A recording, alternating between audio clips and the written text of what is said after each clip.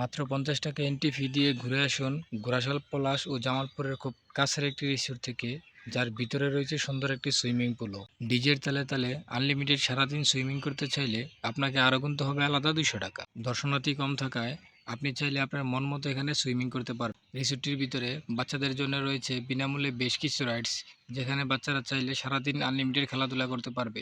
রিসোর্টটির একপাশে school, college বা corporate অফিসের পিকনিকের জন্য রয়েছে সুবিশাল মাঠ ও কনসার্টের সুব্যবস্থা।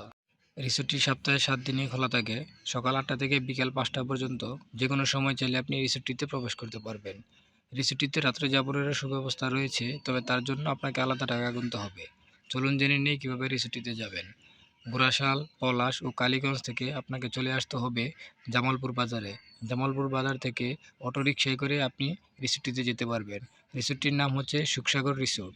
রিসোর্টটি কালীগঞ্জ থানার জামালপুর বাজারের নারকানা এলাকায় অবস্থিত।